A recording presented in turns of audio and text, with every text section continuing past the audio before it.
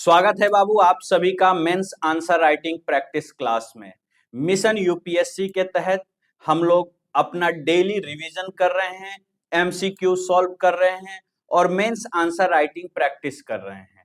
आज का हमारा टॉपिक रिवीजन का था राष्ट्रीय आय एवं उत्पाद, नेशनल इनकम एंड प्रोडक्ट, और साथ में कुछ बेसिक कॉन्सेप्ट्स जैसे आज हम लोग GDP, GNP, NNP, growth, development इत्यादि टॉपिकों का हमने रिवीजन किया है। इससे रिलेटेड एमसीक्यू सॉल्व कर लिया है और अब हम मेंस आंसर राइटिंग प्रैक्टिस करेंगे। मेंस आंसर राइटिंग में आज का हमारा जो क्वेश्चन है, जो हमारा प्रश्न है, वो है आर्थिक वृद्धि, इकोनॉमिक ग्रोथ और आर्थिक विकास, इकोनॉमिक डेवलपमेंट में डिफरेंस हमें लिखना है।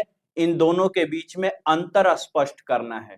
आर्थिक विकास और आर्थिक ग्रोथ, इन दोनों में क्या डिफरेंस है, यानी आर्थिक वृद्धि और आर्थिक विकास में क्या मेन डिफरेंस है, उसको पहले हम समझने का प्रयास करते हैं। देखिए, आर्थिक ग्रोथ, इकोनॉमिक ग्रोथ क्या होता है कि अगर आप 5 रुपए कमा रहे हैं और अब आप 10 रुपए कमाने लगे तो आपकी कमाई में मात्रात्मक वृद्धि हो रही है, यानी कि सिर्फ गणनाएं बढ़ रही है कि 5 कमाते थे 10 कमाने लगे, ये है आर्थिक वृद्धि यानी इकोनॉमिक ग्रोथ। लेकिन अगर आप 5 रुपए कमाते थे और अब आप 10 रुपए कमाने लगे तो उस कमाई के साथ आपका एजुकेशन का लेवल बढ़ा, आपका स्वास्थ्य यानी हेल्थ का लेवल बढ़ा, आपकी सोसाइटी में यानी जो सामाजिक प्रतिष्ठा में वृद्धि हुई, यानी कि जो ओवरऑल डेवलपमेंट होता है उसे विकास कहते हैं। बेसिकली इस प्रश्न में यही जानने का प्रयास है कि इसके बीच आपको डिफरेंस पता है या नहीं है। तो सबसे पहले हम लोग जानते हैं कि अगर मेंस आंसर राइटिंग करना है तो हमें भूमिका लिखनी पड़ेगी, इंट्रोडक्शन लिखना पड़ेगा। अब भूमिका कैसे लिखते हैं पहले हम डिस्कस कर चुके हैं इस पे कि अगर कुछ भी नहीं समझ में आ रहा है तो जो सवाल पूछा गया है उसका छोटे में आप परिभाषा लिख दीजिए। यहां भी मैंने यही प्रयास किया है। जैसे आर्थिक वृद्धि और आर्थिक विकास के बीच में अंतर स्पष्ट करना है तो पहले दोनों का एक छोटा परिभाषा हम लिख देते हैं कि आर्थिक प्रगति को समझने के लिए आर्थिक वृद्धि और आर्थिक विकास दोनों महत्वपूर्ण अवधारणाएं हैं। यानी अगर किसी देश की आर्थिक प्रगति हमें जाननी है तो हमें आर्थिक विकास और आर्थिक ग्रोथ दोनों देखना पड़ेगा। दोनों के माध्यम से हम किसी देश की प्रगति, आर्थिक इकोनॉमिक प्रगति को देख पाते हैं।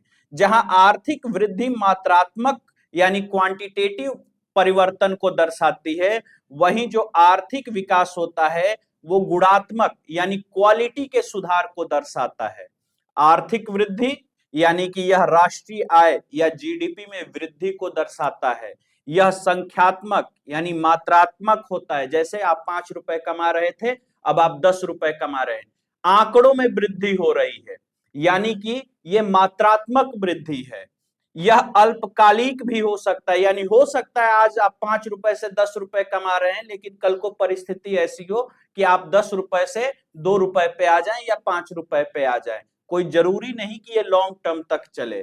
यह केवल उत्पादन और आय पर केंद्रित होती है, यानी आप कितना प्रोडक्शन किए, चाहे वो आप वस्तुओं का किए या सर्विस का किए या श्रम का किए, आपने कितना उत्पादन किया और उससे आपकी कितनी आय हुई, ये जो आर्थिक ग्रोथ होता है ये केवल ये दर्शाता है। जैसे उदाहरण में देखा जाए, यदि किसी देश का जीडीपी 5% बढ़ता है तो इसे आर्थिक वृद्धि कहते हैं। लेकिन जब हम आर्थिक डेवलपमेंट की बात करेंगे तो बेटा पूरा कंप्लीट उसमें हम डेवलपमेंट देखेंगे, चाहे वो शिक्षा से रिलेटेड हो, स्वास्थ्य से रिलेटेड हो, हर प्रकार की चीजें उसमें सम्मिलित की जाती हैं। यह जीवन स्तर, स्टैंडर्ड ऑफ लिविंग, जैसे शिक्षा, स्वास्थ्य, रोजगार, गरीबी उन्मूलन आदि में सुधार को दर्शाता है। साथ में यह गुणात्मक प्लस मात्रात्मक दोनों अवधारणाओं को समेटे हुए है। यानी अगर आप 5 रुपए कमा रहे थे तो अब आप 10 रुपए कमाने लगे और इसके साथ ही आपका शिक्षा में सुधार हुआ, आपके स्वास्थ्य में सुधार हुआ, आपके रोजगार में सुधार हुआ, आपकी गरीबी खत्म हुई, ये सब कुछ समेटे हुए है। यह दीर्घकालिक होता है, इसमें मानव विकास शामिल होता है, ह्यूमन डेवलपमेंट शामिल होता है। जैसे अगर किसी देश की जीडीपी बढ़ रही है तो क्या जीडीपी बढ़ने के साथ साथ गरीबी घटी है? क्या शिक्षा और स्वास्थ्य बेहतर हुआ है? अगर हुआ है तो वो देश आर्थिक विकास किया है, अगर नहीं हुआ है तो वह देश केवल और केवल आर्थिक वृद्धि कर रहा है, आर्थिक विकास नहीं कर रहा है। साथ में बेटा अगर आप लोग मेंस लिख रहे हैं तो बेहतर होगा कि आप टेबल बनाएं और इस तरह के अंतरों को एकदम क्लियरली मेंशन करें, ताकि एग्जामिनर को क्लियर कट दिखाई दे कि आप क्या बताने का प्रयास कर रहे हैं। जैसे हमने एक छोटा सा यहाँ पे टेबल बनाने का प्रयास किया है। यह टेबल जैसे हमने आधार क्या रखा, आधार आर्थिक वृद्धि और आर्थिक विकास, ये 3 पॉइंट हमने देके टेबल बनाया। आर्थिक वृद्धि को हम किस आधार पे, अगर हम प्रकृति के आधार पे आर्थिक वृद्धि देखें तो ये मात्रात्मक होती है और आर्थिक विकास गुणात्मक प्लस मात्रात्मक होती है। अगर हम मापन के दृष्टिकोण से देखें तो आर्थिक वृद्धि जीडीपी, जीएनपी वगैरह के माध्यम से नापी जा सकती है, जबकि आर्थिक विकास में जीवन स्तर और ह्यूमन डेवलपमेंट इंडेक्स शामिल किया जाता है। आर्थिक वृद्धि में फोकस किस बात पे होता है? तो वो उत्पादन और आय पे होता है, जबकि आर्थिक विकास में मानव कल्याण पे होता है। अगर हम अवधि देखें यानी टाइमलाइन देखें तो आर्थिक वृद्धि अल्पकालिक होती है, जबकि आर्थिक विकास दीर्घकालिक होता है। अगर हम दायरा देखें तो आर्थिक वृद्धि सीमित होती है, जबकि आर्थिक विकास व्यापक होता है। तो इस तरह से हम एक डिफरेंस क्रिएट कर सकते हैं, डिफरेंस मेंशन कर सकते हैं। वहीं अगर हम निष्कर्ष लिखें तो निष्कर्ष हमें इंक्लूसिव लिखना है, समावेशी लिखना है।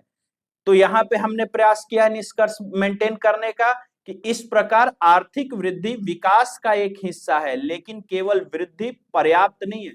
यानी कि जो आर्थिक विकास है उसका एक पार्ट है आर्थिक वृद्धि, यानी आर्थिक विकास ओवरऑल है, जबकि उसमें कमाई यानी आय में वृद्धि आर्थिक वृद्धि को दर्शाता है।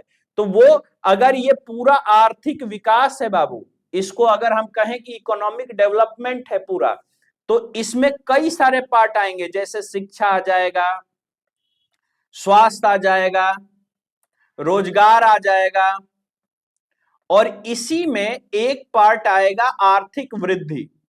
आर्थिक वृद्धि, तो ये जो आर्थिक वृद्धि है ना बेटा, एक पार्ट है आर्थिक विकास का, यही यहां पे मेंशन करने का प्रयास हुआ है।